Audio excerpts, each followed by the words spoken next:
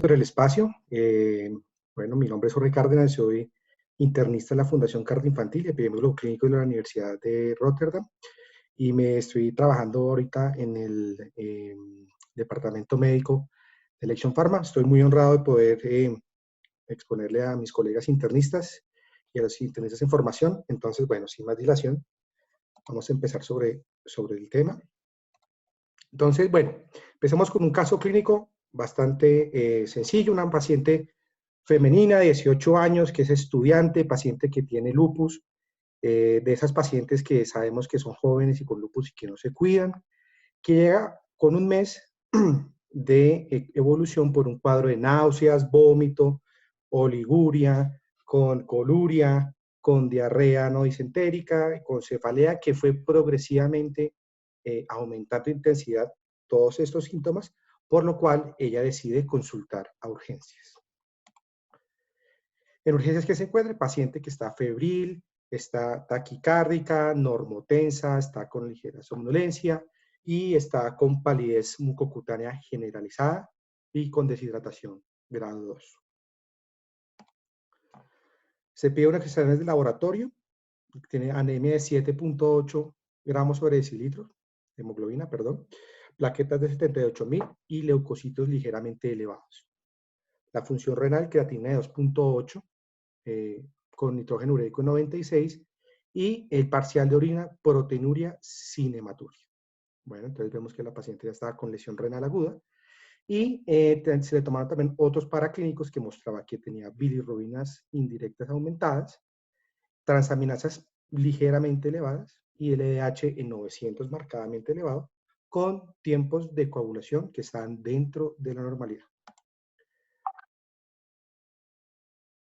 Se pidió paraclínicos, otros paraclínicos cuando ya lo había internista, y empezó a enfocarla y empezó a pedirle CUMS directo, que fue negativo, fibrinógeno en 346 que salió normal, dímero de normal, el frotis de sangre periférica con hipocromía y anisocitosis, creatina de 4.3, eso fue en el transcurso de menos de 24 horas, la paciente ya había casi que doblado su valor de creatinina.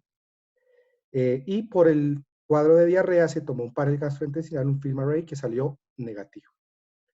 Se pidieron reticulocitos y el 3% estaban corregidos, por lo cual estaban aumentados.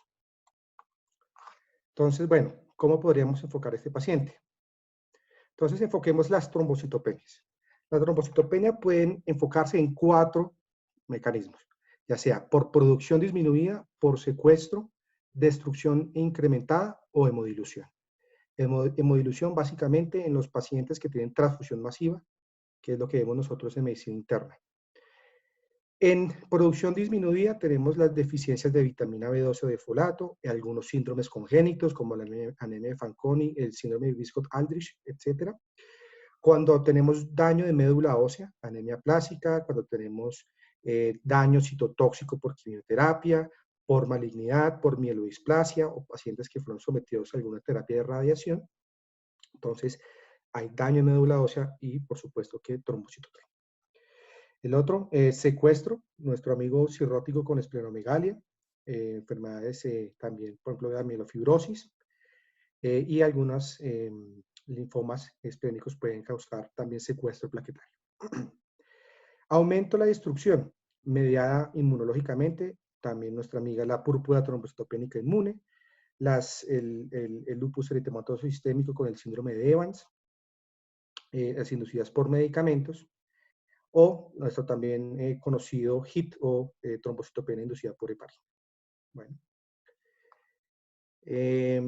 Y bueno, tenemos las que no son inmunes, mediadas por complejos inmunes o por una etiología inmunológica, como es la coagulación intravascular diseminada, las microhepatías trombóticas, que está la púrpura trombocitopénica trombótica, el síndrome hemolítico urémico típico y el síndrome hemolítico urémico atípico, preeclampsia, síndrome de HELP y síndrome antifosfolipídico. Bueno. Doctor, no sé, creo que hay unas preguntas, ¿se abordan al final o cómo lo hacen ustedes normalmente? Sí, doctor, usualmente las abordamos al final, damos un espacio de discusión de unos 15 a 20 minutos. Ah, Claro perfecto, que sí. perfecto, listo. Es importante que, como estamos hablando de microangiopatías trombóticas, no todas cursan con plaquetas bajas. En una cohorte histórica de 50 pacientes que tenían evidencia histológica de microangiopatía trombótica en biopsia renal, solamente el 44%, es decir, menos de la mitad, debutaban con plaquetas normales y LDH alta. Bueno, entonces, fíjense que también los que tienen en esta curva de sobrevida las plaquetas normales tienen una peor sobrevida después del diagnóstico. Entonces, si bien dentro de los criterios diagnósticos tenemos que tiene que tener trombocitopenia de las microangiopatías trombóticas, recordemos que otro criterio es la disminución de más del 25% de las plaquetas. Bueno, con base en el valor normal. ¿Cómo podemos enfocar también a este paciente? Enfoquémosla por los glóbulos rojos, la anemia. Enfoquémoslo por el conteo de reticulocito corregido. ¿Listo? Si tenemos un conteo de reticulocito bajo, es decir, que la médula ósea no está respondiendo y tenemos un valor corregido por debajo del 2%, tenemos que mirar el volumen corpuscular medio. Si vemos que tiene un volumen corpuscular medio bajo, ya sabemos que nuestra amiga la deficiencia de hierro, que tanto nos gusta en medicina interna, está presente, pero también la talasemia y el saturnismo. Bueno, por la intoxicación por plomo. Si tenemos volumen corpuscular normal, enfermedad renal crónica, endocrinopatías, deficiencia de hierro temprana, anemia plásica, y volumen corpuscular medio alto, tenemos deficiencia de vitamina B12, deficiencia de folato o algunos medicamentos que interfieran con esta vía. ¿Listo? Cuando es baja, alta pero no megaloblástica, puede ser por enfermedades hepáticas, hipotiroidismo o algunas otras medicaciones. Ya nos vamos a la otra parte del algoritmo y vemos que si la anemia tiene un conteo de reticulocitos igual o por encima del 2%, tenemos que descartar que no hay un sangrado gastrointestinal, urinario o de otra índole, o que no esté cursando con hemólisis, que puede ser autoinmune, que puede ser con anticuerpos calientes o anticuerpos fríos, hemoglobinopatías de la anemia de células falciformes, enzimopatías, las deficiencias de glucosa 6-fosfato deshidrogenasa, y otras puede ser malaria o esplenomegalia. Tenemos también anormalidades de la membrana como esferocitosis, elipsocitosis o enfermedad renal crónica terminal y HPN, ¿listo? Y las que llamamos microangiopáticas, pues tenemos entonces las microangiopatías trombóticas, PTT, síndrome multiurémico atípico y atípico, la coagulación intravascular diseminada y otras condiciones que hablamos de MAT secundaria, microangiopatía trombótica secundaria. Y también mencionar las válvulas cardíacas, sobre todo las mecánicas y aórticas, son las que producen mucho aumento de la hemólisis.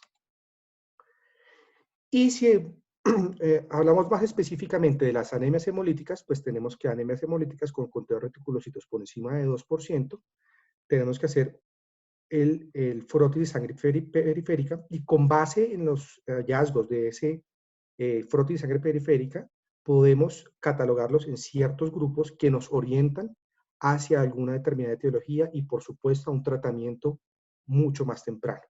Por ejemplo, si vemos que tiene esferocitos, pues podemos pensar en anemia hemolítica autoinmune o esferocitosis hereditaria de acuerdo con el CUMS directo que tengamos. Si tenemos células en diana, podemos hablar de talasemias, podemos hablar de hemoglobinopatías, bueno, y enfermedad hepática. Si tenemos células en forma de hoz, pues hablamos de enfermedades de células falciformes. Si tenemos inclusiones parasitarias, pues babesiosis, bartonella, malaria, acantocitos o células en espinas, las enfermedades hepáticas. Y si tenemos la presencia de esquistocitos, tenemos que pensar en púrpura trombocitopénica trombótica o alguna microhepatía posterior a haber descartado que no tenga alteración de la coagulación. Bueno, y ahí vamos nosotros a encasillar en qué etiología de microhepatía trombótica puede estar la paciente.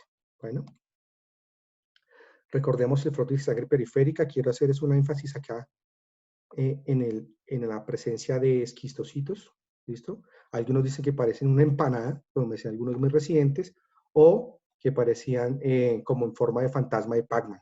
Bueno, Aquí tenemos otras causas como la de drepanocitosis, bacteriocitosis, etcétera. Eso ya va cambiando pues de acuerdo a algunas de las etiologías de la anemia. Bueno. Y entonces, bueno, aquí se tomó otro fórmula de sangre periférica porque el interno con iniciativa no creía que tenía un frote de sangre periférica normal, le pidieron uno con el R1 y salió esto. Y estas que están señaladas en las flechas son esquistocitos. Y el R1 hizo el MIPRES y le tomó el ADAMTS 13. Microhepatías trombóticas, ¿listo? Ya con los esquistocitos y con todo el cuadro clínico de la paciente, podemos hablar de que tiene microhepatia trombótica y vamos entonces ahora a hablar y determinar si es de PTT, CHUA o un CHUA secundario. Me voy a basar en este consenso que es del CHEST, ¿listo?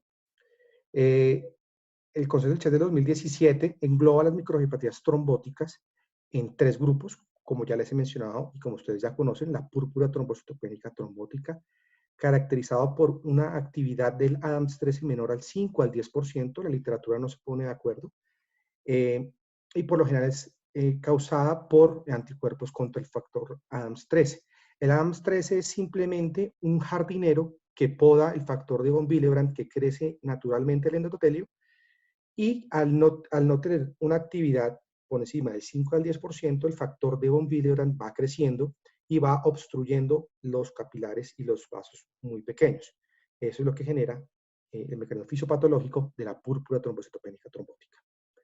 Para el CHU típico o el asociado a toxina, a chigatoxina o toxina chiga, es con Escherichia coli, la cepa O157H7, y también disenteria, Shigella disenteria y neumococo. Bueno, esto se pensaba que era en niños únicamente, pero en el 2010, 2012 hubo una pandemia, una epidemia de Escherichia coli en Alemania, produciendo síndrome hemolítico urémico típico en adultos, pues en toda la población en general. El síndrome hemolítico urémico atípico primario es aquellos que tienen mutaciones en el complemento. Acuérdense que la vía de complemento son 3, la alternativa de lectinas y la clásica, y sobre todo hablamos de cuando hay mutaciones en lo que interviene en la parte ¿Por qué no hablan tanto de esto si esto nunca lo vemos? No, no ven enfermedad.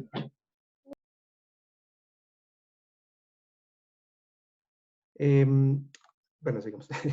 Entonces, Sí, esos son... les recordamos a todos los que entren, por favor, silenciar el micrófono para no interrumpir la charla. Tranquilo, Jorge. Doctor, muchas gracias. Continuar. Listo, listo. Es raro, pero es interesante, doctor. Las mutaciones mediante el complemento que estamos viendo acá es de la vía alternativa, que básicamente son factores H, factor P, I, y en el factor 3 que hace o que el freno del complemento no sirva o que por el contrario esté muy adelantado o muy acelerado el complemento. Bueno, el más frecuente es el factor H, que se encuentra hasta en el 20% de los pacientes que tienen mutación identificada. Y fíjense en esto, que a pesar de que tenemos una mutación o una patología que es netamente o inherentemente genética, solamente hasta en el 50% se identifican las mutaciones, a pesar de que el paciente tenga esta patología. Bueno, entonces el factor, la genética no es fundamental, o el estudio genético no es fundamental en el CHUA para definir tratamiento, más sí pronóstico. Es importante que quede claro. Y algo que no me gusta de esta gráfica es que los del CHEST, en este consenso de expertos, dejaron condiciones asociadas por fuera de las microangiopatía trombóticas. Sabemos que los pacientes con trasplante de órgano sólido tipo renal o trasplante de médula ósea presentan microangiopatía trombótica. Los pacientes que tienen sepsis inducida por Epstein-Barr, por citomegalo, por VIH, incluso por COVID-19, virales, bacterianas y por hongos, pueden generar microangiopatía trombótica posterior a la coagulación intravascular diseminada. Puede ser inducida por medicamentos, por los inhibidores de calcineurina, en pacientes que tengan un cáncer bastante avanzado, asociado a embarazo, cuando tienen síndrome de HELP, o cuando los pacientes se desembarazan y persisten con la microangiopatía trombótica, o en enfermedades autoinmunes como lupus, síndrome trifosfolipídico y la crisis renal por escleroderma. Entonces, fíjense que nuestra paciente tiene lupus eritematoso sistémico y microangiopatía trombótica, que por lo general no tiene por qué ser excluyentes, sino pueden coincidir las dos patologías. Y esta es la clasificación final de las microangiopatía trombóticas. Chuva primario, chuva secundario, PTT y chigatoxina. Nuevamente, ¿cuándo debemos sospechar el chuva? Cuando tenemos anemia hemolítica no inmunológica, ¿listo? Como es negativo. Trombocitopenia, que ya entramos a definirlo. Alteración del estado neurológico, cuando tiene fiebre. Y cuando tenemos evidencia de compromiso de varios órganos, en especial compromiso renal. ¿Por qué? Porque le gusta comprometer al endotelio vascular, sobre todo las arteriolas aferentes. Y es importante, y a pesar de lo raro del cuadro, es fundamental la clínica y que ustedes estén sospechando esto como internistas para poder identificar el paciente en esta entidad. Porque nosotros como internistas somos la primera línea para poder sospechar esta patología. Y el que no sabe es como el que no ve. Entonces, esta es como una diapositiva clave para hacer el diagnóstico. Y entonces la paciente se trasladó a la unidad de cuidado intensivo. Ahí ustedes ven una Prismaflex, esa es una máquina para hacer hemodiálisis, ¿listo?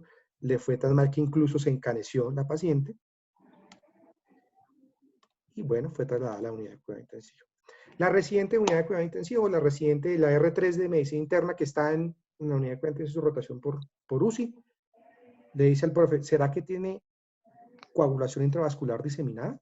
Pues tiene disfunción multiorgánica, trombocitopenia y un posible foco infeccioso. ¿Será que sí puede tener una CID? Evaluemos CID versus MAT.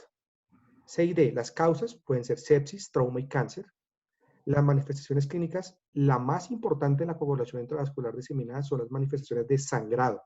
¿Listo? Pueden tener disfunción multiorgánica como lesión renal aguda, falla hepática. Por lo general los pacientes con CID tienen choque y choque séptico y de muy difícil tratamiento. Incluso pueden tener tromboembolismo pulmonar y fíjense que el compromiso del sistema nervioso central no es tan frecuente con 2% nada más. ¿Cómo podemos hacer entonces la tabla que nos puede ayudar muchísimo para poder establecer si es uno u otro? Vamos aquí a hacer un... Entonces, fíjense, para el conteo plaquetario, cuando el conteo plaquetario está bajo, podemos sospechar tanto en coagulación intravascular diseminada como microangiopatía trombótica. Acuérdense, no solamente es trombocitopenia en las MAT, sino reducción del 25% del conteo plaquetario del conteo inicial de que el paciente. El fibrinógeno está generalmente disminuido en la coagulación intravascular diseminada y normal en la microangiopatía trombótica. Los productos de degradación del fibrinógeno y el dímero D van a estar aumentados en la coagulación intravascular diseminada y normal en la microangiopatía trombótica. También tenemos los esquistocitos que pueden estar normales, ¿sí? O ligeramente presentes en la coagulación intravascular diseminada, pero es una condición casi que sine qua non en la microangiopatía trombótica. Fíjense que en este caso tocó repetir el frote de sangre periférica. Y algo que quiero que se lleven cuando estén sospechando la microangiopatía trombótica es que hay que repetir el frote de sangre periférica porque la sensibilidad de las bacteriólogas no es la mejor para poder visualizar los esquistocitos. En mi práctica clínica yo hacía el frote de sangre periférica diario, incluso hasta una semana, hasta detectar los esquistocitos si la sospecha clínica era alta y lo justificaba. Y lo más importante acá es que los tiempos de coagulación van a estar prolongados en la CID, ¿listo? Y normales en la MAT, y la presión arterial va a estar baja en los pacientes con coagulación intravascular diseminada. Esos pacientes están en choque. Y los pacientes con microangiopatía trombótica, por lo general, tienen hipertensión arterial, dado la afectación renal que ellos tienen. ¿Listo? Y ya la paciente está en la unidad de cuidado intensivo. ¿Cómo podemos seguir enfocando a esa paciente para poder dar el tratamiento de una manera más temprana? Este es un artículo de Jean-Luc Vincent, que es uno de los intensivistas que más ha investigado sobre la trombocitopenia y sobre este tipo de pacientes en la unidad de cuidado intensivo, y el doctor José Rojas, que es un médico colombiano de Cartagena, que es también un investigador muy prolijo. ¿Qué tenemos acá?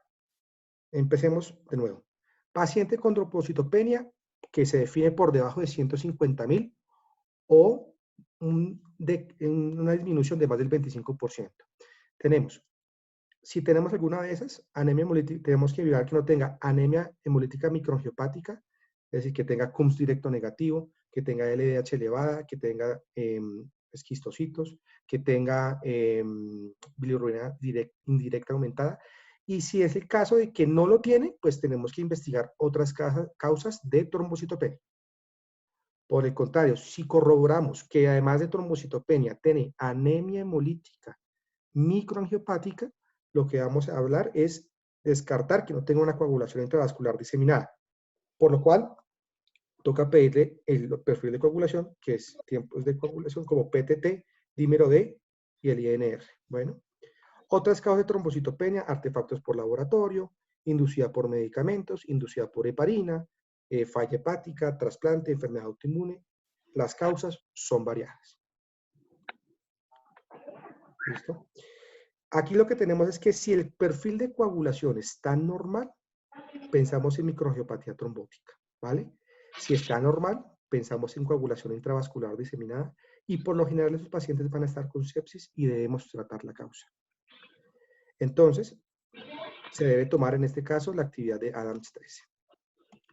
Pero después de varias sesiones de plasmaféresis y de diálisis, el Adams 13 no llegaba, ¿cierto? Porque es un laboratorio que es demorado y que es MIPRES y que tienen que autorizar, etcétera. Entonces, digamos que el tratamiento se ha visto detenido por la falta de tener el Adams 13 a nuestra mano. Entonces, bueno, ¿cómo hacemos nosotros para poder estimar el valor de Adams 13? Y esa pregunta se la han hecho varios grupos desde los años 90. En la década de los 2000 estuvo el doctor Copo, un grupo francés que empezó a desarrollar un puntaje para poder estimar el valor de Adams 13 y definir si el paciente tenía actividad por debajo del 5 al 10%. Entonces, en el 2017, el grupo de Benda Pudi y de el doctor Macar, de Boston y de Harvard, usaron la cohorte de Harvard para poder hacer una validación, o sea, derivación y validación interna y externa con los de Boston y otros de Alabama. 368 pacientes incluidos en el análisis, 214 en la cohorte de derivación, que fue donde se desarrolló el Plasmic Score, y otros 154 pacientes de la misma cohorte de Boston se hizo una validación interna. Luego se consideró hacer la validación externa en el grupo de Alabama, que era totalmente distinto a la población donde se originó este cuadro. Estas son las características demográficas, me los voy a saltar, los voy a mencionar muy rápidamente, pero digamos que tanto la población de validación interna y externa eran significativamente distintas, lo que quiere decir que la validación externa es adecuada. Y esta es la escala. Salió que conteo plaquetario por debajo de 30.000. Variables de hemólisis, como puede ser el conteo reticulocito por encima de 2.5. Aptoglobina disminuida. Bilirrubina indirecta elevada. Eran variables posiblemente asociadas con hemólisis.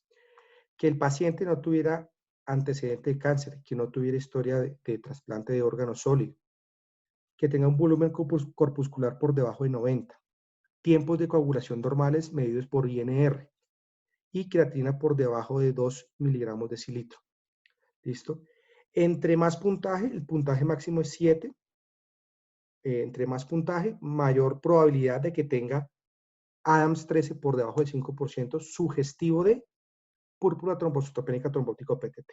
Entonces nos dicen que en su score, en su puntaje de 6 a 7, alto riesgo de deficiencia de Adams 13, 5 intermedio y un puntaje de 0 a 4 prácticamente descartaba el diagnóstico de púrpura trombocitopénica trombótica. Esta es una gráfica que nosotros en epidemiología llamamos la curva ROC, que lo que nos muestra es el desempeño diagnóstico de alguna prueba, y eso va medio de 0 a 1. Por encima de 0.45, de 0.5 está bien, se puede interpretar, y por encima de 0.9 para arriba es excelente. Lo que vemos es que que el área bajo la curva de todas estas curvas estuvo por encima de 0.9, por lo cual esta gráfica, esta escala es una escala que podemos usar en nuestro día a día con variables que tenemos a la mano para poder discernir si el paciente tiene o púrpura trombocitopénica trombótica o no la tiene. ¿Listo? También, fíjense en esto, los pacientes que tienen puntaje de 0 a 4, es decir, los que no tienen PTT, son los que les va peor. ¿Sí? Entonces, siempre en estos pacientes, piensen en cómo podemos tratar rápidamente y mejor ese tipo de pacientes. Se ha validado externamente también en muchas otras poblaciones, incluso en reumatología, hipertensión maligna asociada a medicamentos, trasplantes, sepsis, cáncer, etc. Y todos con una muy buena discriminación entre los dos grupos. Y si hacemos a nuestra paciente con lupus joven, ¿sí?, que tiene microangiopatía trombótica, nos da 4 puntos. Es decir, que podemos descartar que tiene PTT y podemos seguir en nuestro algoritmo diagnóstico pensando que se pueda tratar de un síndrome hemolítico urémico secundario. Continuamos entonces con el algoritmo que veníamos previamente. Ya sabemos que con nuestro puntaje plásmico tenemos una probabilidad que esté por encima del 5 al 10%, y la paciente, recuerden que ya tenía un film array gastrointestinal negativo, por lo cual descartamos que sea la chigaltoxina y nos vamos por si la paciente tiene síndrome hemolítico urémico atípico primario versus asociado a una condición amplificada de complemento como una enfermedad autoinmune. ¿Listo? Y por fin le llegó el conteo del ADAMTS-13 en 65%. Se hace junta médica, se considera que es una activación del lupus versus un CHU secundario al lupus, y lo que se decidió fue, en conjunto pues con hematología, reumatología, nefrología y unidad de cuidado intensivo, pues que ya que tiene antecedente de lupus, el diagnóstico de CHU es de exclusión, se decidió compromiso por lupus y le dieron 16 sesiones de plasmaféresis, y a inmunosupresión con ciclofosfamida, pero no les dio mejoría. ¿Listo? O sea, inmunosupresión esquema NIH. Y dado que pues no mejoraba, se consideró el CHUA secundario a lupus eritematoso sistémico. Importante de acá discernir que hay CHUA primario y secundario, y que en este caso estamos hablando del CHUA secundario. Que reitero, tener una condición como una enfermedad autoinmune no contraindica o no, digamos que no, si no contraindica o no nos excluye que no tenga otra patología. Después de dosis de eculizumab, la paciente mejoró la creatinina 2.2 miligramos a decilitro sin diálisis, plaquetas 175.000 normal, y LDH que persistía ligeramente elevada, pero ya más cerca de los parámetros de la normalidad. Bueno, entonces quedó en piso por medicina interna, ¿sí? ¿Y qué tan importante es el CHUA secundario? Porque siempre hablamos del CHUA primario y mutaciones genéticas, y este término de CHUA secundario es un poco novedoso, pero ¿qué tan importante será? Miremos entonces y recordemos las diferencias entre el CHUA primario y el CHUA secundario. El primario, como les comentaba, son anormalidades genéticas de la vía alternativa del complemento, ¿sí? Lo que lleva a la disregulación de esta vía alternativa. Mientras que el CHUA secundario no tiene anormalidades genéticas de complemento, no hay anticuerpos contra el factor H. Son las causas que ya les vengo mencionando: medicamentosas, infecciones, enfermedades autoinmunes como nuestro paciente, incluso enfermedades glomerulares como la nefropatía por C3, malignidades y trasplantes de médula ósea y renal también. Bueno, ¿cuál es el mecanismo? Es un daño directo de esta condición amplificadora del complemento al endotelio, que hace que persista la activación crónica del complemento a pesar de que tratemos la patología subyacente. Entonces, estudio francés. Tenemos estudio retrospectivo del 2009 al 2016, 4 hospitales en Francia, 564 pacientes adjudicados con microangiopatía trombótica. Se encontró que solamente el 6% tenían microangiopatía trombótica primaria mientras que el 94% tenían de causa secundaria. Es decir, que el 3% correspondían a PTT y el 3% correspondían a CHUA. Pero si hablamos del CHUA secundario, hablamos 35% posparto, 33% asociado a infección, 26% a medicamentos, 19% a cáncer, 9% autoinmune, pero lo más importante es que el 57% podía tener múltiples causas. Entonces, si tienen, o sea, las causas no son excluyentes. Reitero ese punto porque es importante que tengamos en cuenta eso. El tratamiento, no todos los pacientes recibieron lo que debieron haber recibido, es decir, solamente el 94% de los que tenían PTT recibieron plasmaféresis, que es el gold estándar de manejo para ese tipo de pacientes, y solamente 2/3 de los pacientes con CHUA recibieron eculizumab, que también es el gold estándar de tratamiento para estos pacientes. Desenlaces, 10% de mortalidad, complicaciones neurológicas en 4%, evento cardiovascular mayor en 11%, 15% de los pacientes quedaron en diálisis y las complicaciones variaron de acuerdo a la causa. Pero por lo general los pacientes con CHUA tienen mayor mortalidad, como les mostré en las gráficas de sobrevida, y por lo general son los que quedan con mayor afectación renal. Y entonces les vengo diciendo, bueno, tenemos el CHUA primario en el cual la genética es importante, y en el CHUA secundario no. Ya les digo por qué. Hay unas enfermedades que son genéticas que sin factores predisponentes ambientales ya empieza a generar patología, mientras que otras patologías como el síndrome hemolítico urémico típico asociado a chilatoxina, la condición sine qua non es que tenga la toxina chila. Mientras que en la mitad podemos ubicar a nuestro CHUA secundario que pueden tener algunas mutaciones con una penetrancia incompleta y que tengan un factor ambiental que favorezca o que haga que se manifieste esta mutación por complemento, como puede ser el caso de nuestro paciente o como lo vimos anteriormente. Entonces, fíjense, también en Francia, que ellos son muy juiciosos en investigar esto, 110 pacientes en cohorte retrospectiva de CHUA secundario. Lo que les quiero mostrar acá es que solamente el 5% de los pacientes con CHUA secundario tenían mutación del complemento.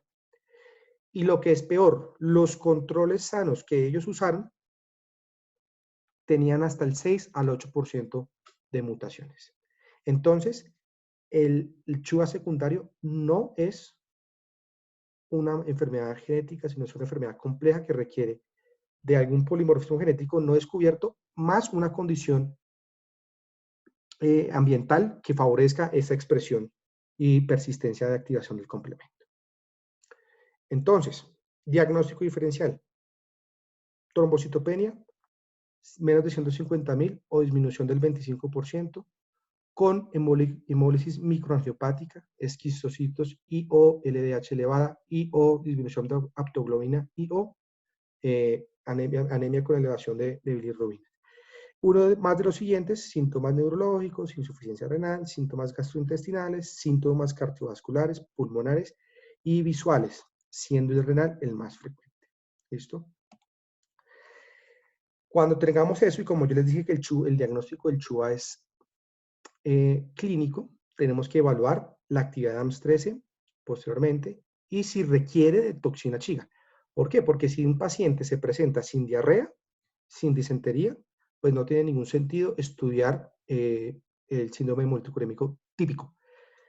Y mientras llega la AMS13, podemos usar el puntaje plásmico, que ya les dije, con toda la capacidad diagnóstica que tiene y su validez externa, podemos usarlo sin ningún problema y lo podemos encasillar a esos pacientes dependiendo de los resultados, y en este caso pues fue CHUA y un match secundario. Tenemos dificultades diagnósticas, y es que como nosotros vemos en la clínica, pues hay muchos casos que se pueden sobrelapar y hay muchas causas que pueden ser microangiopatía secundarias. Recordar también que muchos pacientes tienen situaciones concomitantes que puede hacer que se vaya generando no solamente confusión para el diagnóstico, pero también que generan mayor activación del complemento. Clasificación CADIGO 2016 es la clasificación más importante que nosotros tenemos para el caso de las microcefatías trombóticas, que cuando las sospechamos, descartamos PTT por ADAMS 13, descartemos en la medida de lo posible el síndrome hemolítico urémico típico, y nos vayamos hacia las causas posiblemente primarias o secundarias del síndrome hemolítico urémico atípico. ¿Listo? ¿Cómo la manejamos? Porque a esta paciente con CHUA no le sirvió. Y es que la plasmaféresis no sirve. Es más, tienen la misma sobrevida. ¿Listo? Incluso los que no les hacían plasmaféresis tenían algo estadísticamente no significativo, pero menos mortalidad que los pacientes que le hacían plasmaféresis. Y ha resultado clínicamente ineficaz. Tenemos las guías de uso de las ASFA, de las guías de aféresis americanas, y solamente en 3 escenarios tiene evidencia el recambio plasmático. En púrpura trombocitopénica trombótica, en microcepatía por ticlopidina, que eso ya casi lo usamos, y cuando tenemos anticuerpos antifactor H, que eso de los que tienen alguna mutación es menos del 10%. Entonces es demasiado infrecuente. El eculizumab es un anticuerpo monoclonal anti-C5, que lo que va a hacer es bloquear el complemento terminal. Fíjense, el complemento a este nivel, y antes del complejo de ataque membrana.